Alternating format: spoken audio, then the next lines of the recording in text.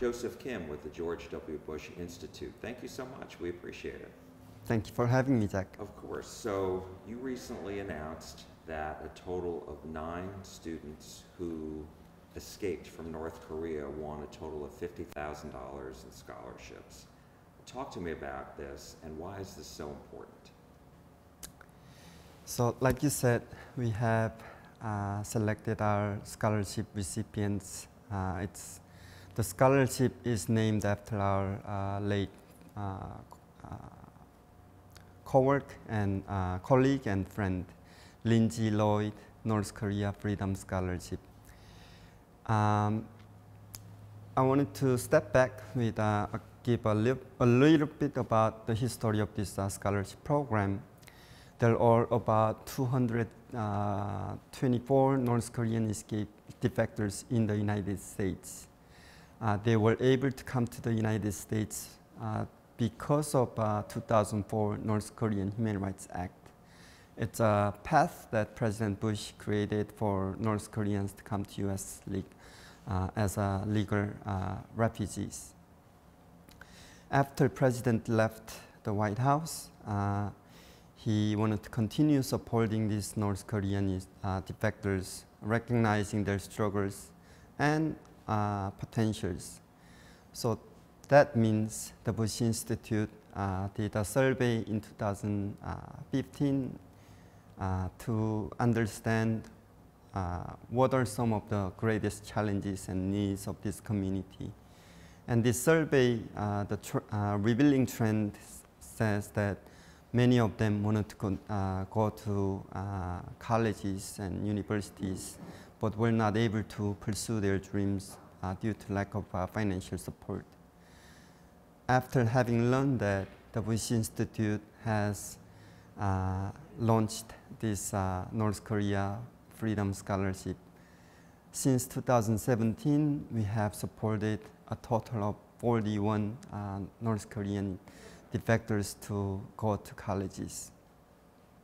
So by percentage, it's quite high, and I'm incredibly honored and privileged to serve this community. For me, this program is important for 2 reasons. One, I am a North Korean defector myself. So in order for me to support the community and friends that I care deeply means so much to me. It's also important because with our financial support, these North Korean college students are able to pursue their dreams, whatever that is, whether they wanted to study political science, economics, psychology, or other subject. And I think it also is important that I think the sending message that we care about North Koreans when the North Korean regime doesn't care about its own citizens.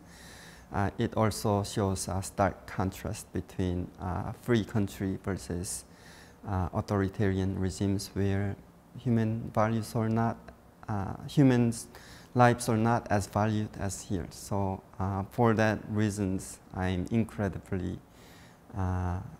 honored and privileged to be part of this great program. And so I noticed in the news release announcing the scholarships that the names are not released. It's just their initials. Why is that? Often, these North Korean defectors have their families remain in North Korea, and when their identifications are revealed, there is huge potential consequences that where their families remain in North Korea could face severe punishment by the regime. Like what? The range of punishment can be a very wide range. Could be a few months labor camp to, if in the worst case of scenario, their families could be sent to life long imprisonment, or if public execution is also not out of possibility. Wow. You escaped North Yes. Korea. When did you do that? How did you do that? And how long did it take you to come up with a plan to escape? So I became homeless and orphan when I was 12 years old. Lived on the street as a beggar, surviving by stealing food, begging, working in coal mines. After 3.5 years later, I decided to escape because the choices that I had was either I could die from hunger, from starvation, like many homeless children did, or I could try to escape, and I decided to take the risk and chose to escape. I escaped during the I escaped North Korea by crossing frozen river that serves as a national border between North Korea and China. How difficult an area is that to get to, and how did you not get detected? You know, how did they not find you and see you? In short, it was a miracle that I made it, because it is extremely difficult to escape North Korea because North Korean soldiers have given policy or order where they have shoot on sight. So meaning they ambush, hide along the side of a river bank, and they have the right to shoot anyone try to escape across the border without a permission. And so you were on that riverbank to cross into China? Yes. And how did you, was this at night? I mean, was this under the cover of darkness, or was it bright sunshine out like we were experiencing today? So even though I was young, I was 15 years old, I knew that it's risky. So I thought about how I was going to plan my escape. And from my understanding, many people who tried to escape did so during the nighttime for understandable reasons. And that has been over 10 years. And I asked myself, if I'm already taking a risk to begin with, why don't I take a greater risk by trying to escape during the daytime? My thought process was, has been over 10 years.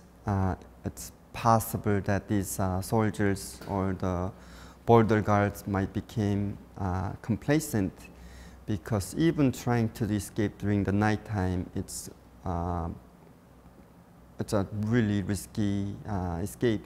Why would anyone with a right mind try to cross during the day? So I escaped during the day. I wanted to attribute this success not for my intelligence, but for my youth. I say this because as we become incredibly sophisticated with the language of probability as we get older and as we get wiser. I think it's a great language to have if you're in insurance business or if your job is about mitigating risk.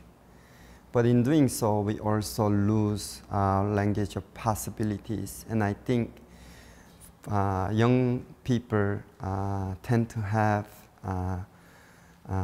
the courage to choose to believe in possibilities when the probability says no. So with that story, I don't want to be too bragging, because I know that success was partly because I was young. And did they ever discover you, even like when you were going across the river? I mean, did they fire on you? and they just missed, or were you able to get across totally undetected? Totally undetected. I think literally the soldiers was not paying attention because again, trying to escape that border even at night is almost committing suicide. So why would anyone try to cross during the day? So I think because that I don't know what happened, they were not there for some reasons. And so how did you end up, once you were in China, did you get here to the United States? That's a long, long story. In total, I stayed in China for a year. By the way, that's considered as a short time. Some people live there over decades. But you were able to get to the U.S. consulate? Yes. It was not like that. I barely finished elementary school in North Korea, so I did not know the concept of refugees, or I did not know that I had the right to claim refugee status. So it was, at the beginning, I didn't even think about going to American embassy. One, I didn't know it existed, and two, I didn't know they would accept me. So early on, when I was in China, I slept in the mountains or abandoned houses in China. And mind you, this was during the winter time, so it was very cold. And I went to house to house, ask for leftover food. Again, there's way. It's a too long of story, but basically what happened was that eventually, after I went to house to house for food, one grandma told me that I think you should go to a church. Usually they help you with people like you. And so to make a long story short, I found a church, and with the underground churches in China, eventually with their help, I was able to connect it to a non-profit organization called LINK, stands for Liberty in North Korea. It's an incredible organization. It was founded by college students in undergraduate, early 20s at most. Went out on the street selling fried Oreo cookies, raised money, and then went to China. And I was one of the first groups to be rescued by these college students. Since then, this organization has saved over 1,300 North Koreans like myself. So with the help of LINK, I was able to go to American consulate in Shenyang, China. And once I was in the facility, again, I didn't know the concept of refugees. So if I have to guess, I think the State Department processed the refugee process for me. And how did you get here to the Bush Institute, where they were able to, because you are a recipient of this program, you were a past scholarship winner. Yes. How did that happen? So, like you mentioned, I was one of the first recipients of the Lindsay Lloyd North Korea Freedom Scholarship Program. And I stayed in touch with this program.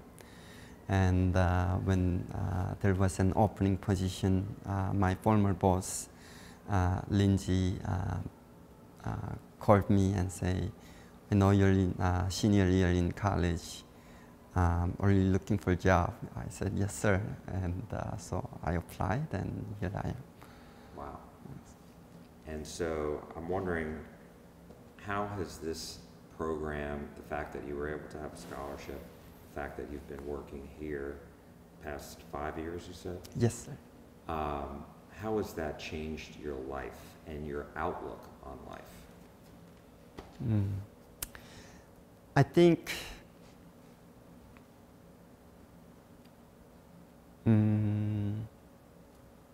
how do I say this?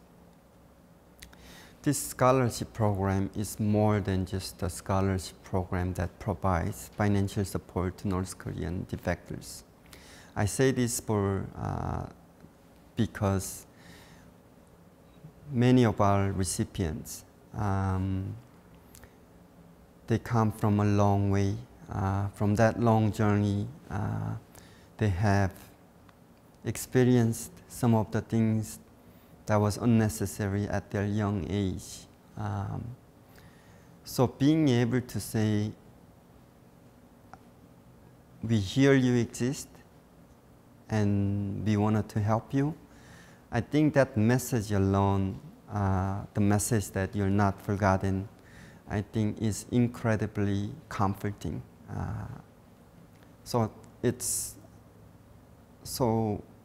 think being able to be part of a team or program that supports the community that I care so much about means a lot to me. It makes me a positive person. It makes me grateful to have a life that I have here, and it reminds me the incredible gift of living in a free country, being able to pursue your passion and dream while helping others means a lot to me. And this is, our conversation is coming a week before July 4th. Yes, yes. And so I'm wondering what that means to you. Oh. I'm a big fan of history in general, and like many Americans, I'm also familiar with American history. And so 4th of July is all about freedom. But I think that it's also a reminder that this freedom was not easily earned. So I think as citizens living in a free country, it is in our best interest to preserve, protect, and advance this freedom that we appreciate so much. And in my opinion, I think the best way to protect the freedom, the best way to protect our freedom is to share it with people who are not yet free. Honestly speaking, I don't know what other ways more than to protect freedom by sharing with others. And I wanted to ask you, because you said at the beginning of our conversation that you were an orphan. Yes. How did that happen, if you don't mind me asking? And do you have any family left in North Korea? Unfortunately, no. My father passed away from starvation when I was 12 years old. My older sister was sold to a man in China, and I have not seen her since then. This was in 2002. My mom was sent to a prison camp for attempting to leave North Korea. So that's how I became an orphan. Unfortunately, there were way too many homeless children on the streets when I became one of them. And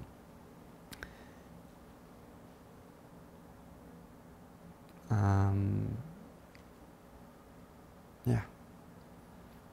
And I would imagine the people who have won, the recipients who've won the scholarship, have similar stories to tell. Not only similar, some of them have stories that is almost hard to repeat. And I am so proud by their ability to go on with life in spite of what happened in the past. I think being able to laugh, being able to just carry on life, I think it takes incredible strength. Is there anything that I did not ask you about that you want to say?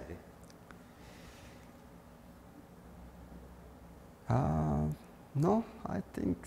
Well, you are going to Harvard, so what do you plan on doing at Harvard? That's a great question. I do plan on doing well in order to protect my scholarship, so that's number one priority. Also look forward to meet my classmates. I know that they're there for reasons, and looking forward to continue being challenged. One of my favorite saying is that someone told me this before. Said, Joseph, you don't ever want to be the smartest person in the room. I know I won't be the smartest person in that class, and that excites me because that means it will give me a chance to grow. And yeah. Well, Joseph, Kim, thank you so much. We really appreciate it. Thanks, Zach, for having me. You bet.